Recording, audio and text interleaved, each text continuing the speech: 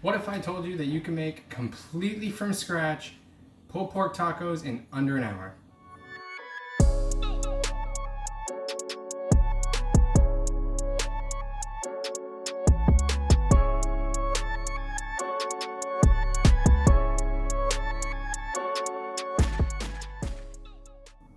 Hi everybody, I'm Graham, this is my home, and today we're talking about pulled pork tacos.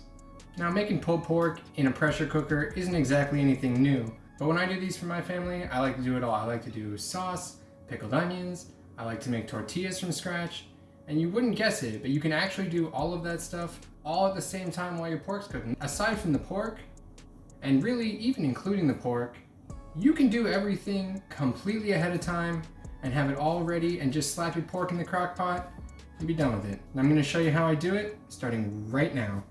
So the first thing we're going to do is get our pork ready. Ideally, you'd want to do this ahead, maybe even the night before, and let it sit in the fridge and really get all of those flavors in there. But you can also do this just before you want to use it, just might not be quite as flavorful. I'm using some pork loin, but you could certainly use a different cut if you've got it around or if you manage to get it on sale. Most cuts of pork will work just fine for this. You just want to make sure that there isn't any excessive silver skin in there. If there is, you're just going to want to trim it away. You can see on mine there's just a little bit of fat. All that fat's going to cook down and just become flavor in our final pork. There won't be any chewiness to it or toughness. I'm going to go ahead and butterfly my pork loin piece. If you've got a larger piece of pork, you could also just slice it into thinner pieces. The main point here is that you don't want it to be more than about an inch thick at its thinnest point. It's going to help it cook through faster and help break down the connective tissue, which will allow us to pull it. For the dry rub, I like to use 1 teaspoon of ground coriander, 2 teaspoons of ground cumin, 2 teaspoons of dried oregano, and 1 tablespoon of paprika. We'll grab our pork, we'll take our oil up our pork, throw some fresh cracked pepper on there, and then coat it generously with your dry rub. I like to season it with salt just before I sear it, so it doesn't draw out a bunch of moisture from the pork.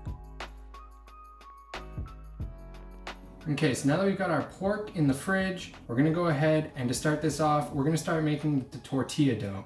I like to do the tortilla dough first so it can be resting while I sear my pork, and then while I'm still waiting for my pork to cook, I can do the tortillas. For my tortillas, I'm gonna make Chipotle lime tortillas. If you don't want the lime and you don't want the heat, you can just leave these out and add an extra 2 tablespoons of water when you mix up your dough. So I'll first mix together my dry ingredients, 350 grams of all-purpose flour, the zest of 1 lime, 1 teaspoon of salt, 1.5 teaspoons of baking powder, and we'll just mix that up. Then I'll mix together 190 grams of water, 20 grams of chopped chipotles, and the juice of that same lime. I like to blend a whole can of chipotles with the adobo sauce and just store it in the fridge or freezer for later use. We're then going to take our 1/4 cup of lard and add it into our dry ingredients and just kind of mash it around with our hands until it becomes kind of similar in consistency to cornmeal. If you don't incorporate your fat with your flour first, then your flour is going to be too hydrated to really take on the fat properly.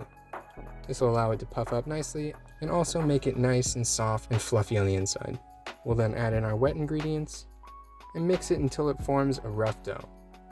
We'll dump that out on our counter and we'll just knead it until it becomes smooth. It is a bit of a softer dough, so if you're having some difficulty incorporating some of the flour, just set it off to the side and add a little bit at a time if you need it as you get towards the end. If you'd like a full printable version of any of these recipes, I just put one up for the tortillas in my blog. I'll leave a link down in the description for that. I post there a few times a week, and some of the stuff doesn't quite make it to YouTube. Okay, that's just over here chilling.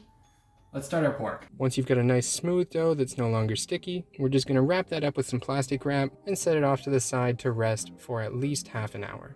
While that's resting, we're gonna go ahead and start cooking our pork. So we'll preheat our Instant Pot on the brown saute function until it says that it's ready. Then we're gonna take our pork, season it generously on both sides with some salt, add a little bit of oil into the bottom of our Instant Pot, and we're gonna toss our pork in. We're gonna sear it for a few minutes until it gets a nice, dark, crusty sear, and then we'll flip it and let it get some nice color on the other side as well.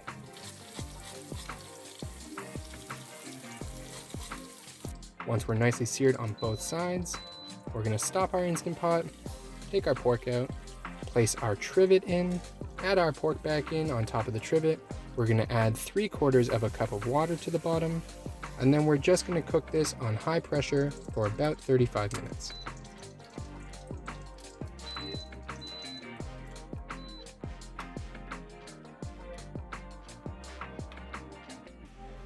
Alright, now everything's kind of cooking. We're just waiting on our pork, we're waiting on our tortillas to be ready to roll. You can either just go chill now and wait for that stuff to be done, or you can go ahead and make some other toppings, which is what I'm going to do right now. Now, one of the things that I love making for this is pickled onions. I actually did a video about this not too long ago. I'll leave a link for that somewhere up here if you want to know more about that a little bit in depth, but I'll give you the quick rundown in this video anyway. Now, I know this may seem like a lot of work to put into this, but you got to remember at the same time too that you can be doing this all ahead of time, right? And in fact, the pickled onions especially are best if you do them a day early. Don't worry though, if you haven't planned ahead, these onions are still delicious even if you just make them while you're cooking the pork. First, you'll get a pot of water boiling on the stove, and then we're going to go ahead and juice our limes, oranges, and grapefruits. I didn't have any grapefruits today, so instead I just used lime and orange, roughly equal parts of each. We'll then slice up our red onion, pour the boiling water over top, and let them soak in the boiling water for about a minute. Drain them, add a little bit of salt in there, and cover with our juice, and we're going to let that sit for also about half an hour. Now, I only made a little bit of sauce here, but I would definitely make more than I made, so I'm going to go ahead and use larger measurements than I actually used for this video. So we're going to go ahead and use the juice of 1 lime, a little bit of salt. We'll then add about 3 tablespoons each of sour cream and mayonnaise. I'll add in 2 cloves of garlic. I like to use a microplane for this, it gets it really nice and fine. And about 1/4 teaspoon of cumin. We mix that up and we're ready to go. This sauce is a little bit punchy on its own. It's a little heavy on the garlic if you go to taste it right now. But trust me, with everything else, it's going to be awesome. Okay, so our pork is almost done now. We're going to go ahead and roll out our tortillas. This dough makes about 10 tortillas. You can make 8 larger ones. You can make 12 smaller ones if you'd like. But I usually portion this out into 10 pieces, just under 60 grams each. We'll preheat a pan on medium-high, and you have to let this preheat. If you don't let it preheat, you're not going to have enough heat in your pan. We'll take each of those pieces, gather up all of our corners, and create nice little balls. Now these need to rest a little bit, but honestly by the time you're done balling up the last one, you should be good to start rolling the first. We'll preheat a pan on medium-high, and you have to let this preheat. If you don't let it preheat, you're not going to have enough heat in your pan. When we're ready to roll, we'll sprinkle some flour on our counter, press down on our dough ball to give us a good starting point, and then working from the center, we're going to roll towards ourselves. We'll give it a 90-degree turn, roll from the center towards ourselves again, flip it over about halfway there, roll again, turn 90 degrees, and roll on the last side. And we're going to repeat this process until we've got a nice, roughly 8 inches in diameter piece of tortilla dough. Then we'll just brush off the little bit of excess flour and toss it in our nice dry pan. You don't need any oil for this at all. When you see it start to bubble and change color, you're about halfway there. It should take anywhere from about 30 seconds to a minute. We'll flip it over, get some good color on the other side. And these little browned or blackened bits are a good thing. They provide a lot of flavor to the tortilla.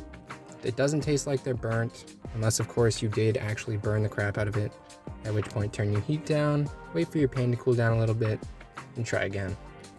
Once you get a good rhythm going, you can generally roll a tortilla dough out in the same minute and a half or so that it takes for a tortilla to cook in the pan.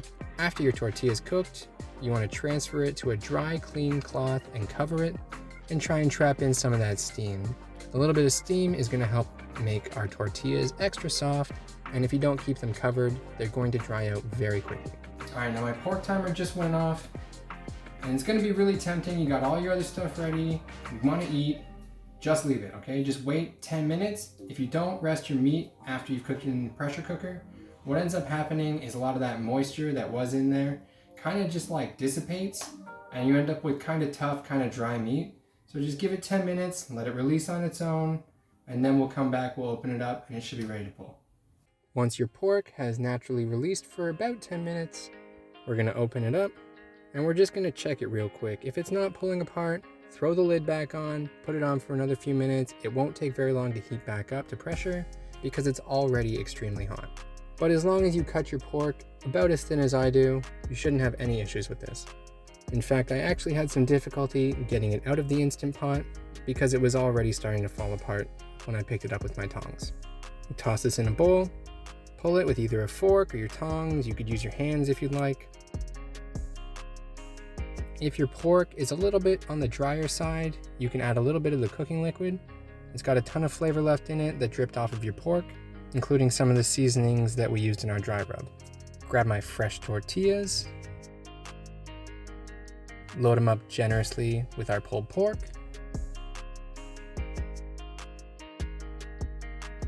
put some sliced avocado on there, throw some pickled onions on there,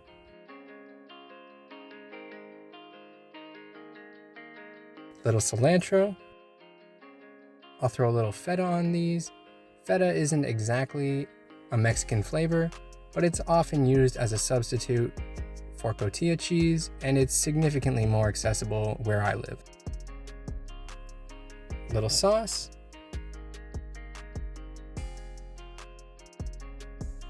We're good to go.